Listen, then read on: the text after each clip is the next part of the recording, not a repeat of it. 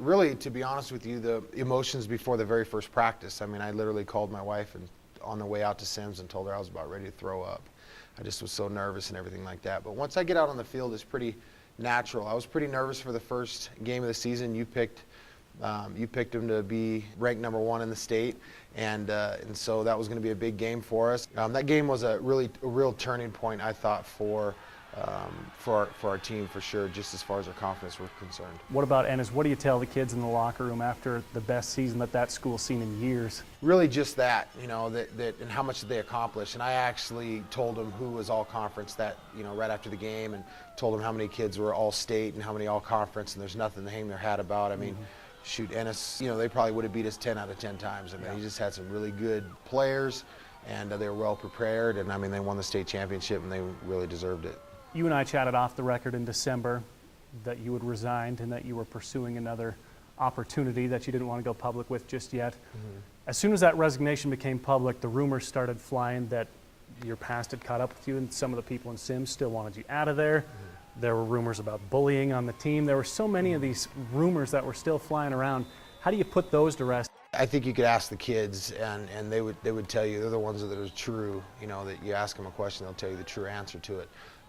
It just wasn't the right fit for me, and I gave them everything that I possibly had. I love the kids with all my heart. I mean, they still come over on Sundays and watch football with me, and I mean, it was one of the hardest things I've ever had to do, because it was the best football team I've ever been involved with, and that's really a true story. And I've told them that, and so that was a really hard part. It just wasn't the right fit for me out there. How long did it take for you to decide that you were throwing your name into that CMR hat?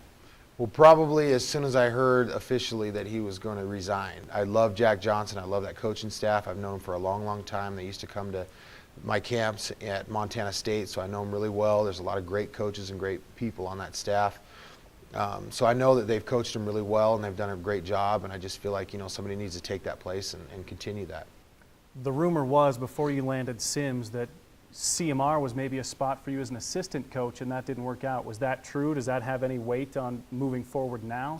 That was 5 years ago. 5 years ago, Jack asked me to be an assistant coach, and it just wasn't the right time. And I think I was just coming back to Great Falls. It was a couple years being back, and it was just a little bit too soon, I think, for the public and the school, the administration, to actually just let me come back even as an assistant coach. What if CMR doesn't pan out? I really don't know. I really don't have any plans.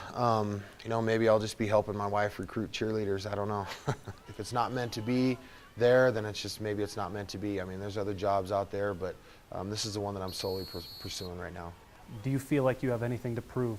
I don't have anything to prove. I never had anything to prove to anybody. I honestly told Sims, I mean, at one point, I almost got to the point where I was angry, where I thought, I don't need you, because I really don't. You need me to come out there and help your kids get to where they need to be.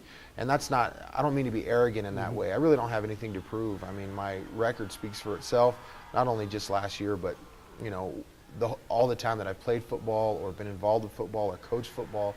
I've always been able to coach them at a high level or play at a high level. So I really don't have anything to prove to anybody. I just want the best coach to be able to coach these kids in the right direction and retain the kids. I mean, it just looks like there's too many kids walking around the hallways of Great Falls High and CMR, that should be out on the football field.